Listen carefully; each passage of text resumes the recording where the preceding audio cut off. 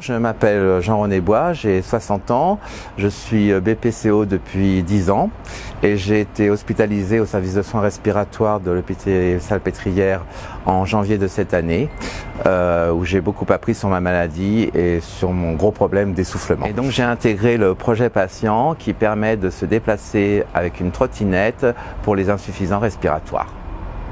À l'ouverture du SSR respiratoire il y a maintenant 5 ans, le professeur Gonzalez a décidé d'intégrer dans son équipe une ergothérapeute. Par mon regard d'ergothérapeute, je suis amenée à prendre en charge les patients en tenant compte de leurs habitudes de vie, de leurs capacités et de leur incapacité. Le moindre geste ou la moindre sortie en extérieur provoque pour eux un essoufflement très important.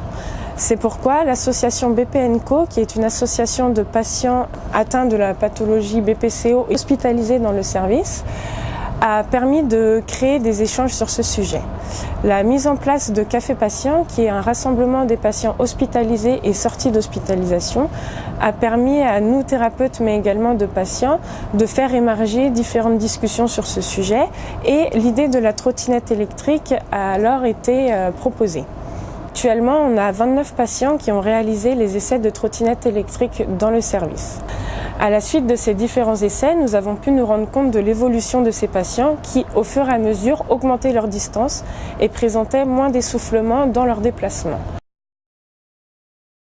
Alors comme beaucoup de BPCO, se déplacer en trottinette c'est vraiment un plus car on s'essouffle beaucoup à la marche, le métro est un vrai problème à cause des escaliers et la trottinette c'est très facile à utiliser, l'équilibre est trouvé très facilement, le corps est intelligent, il sait trouver son équilibre tout seul, la vitesse on peut la régler très facilement et il n'y a pas vraiment de problème pour se déplacer avec une trottinette, c'est vraiment un plus.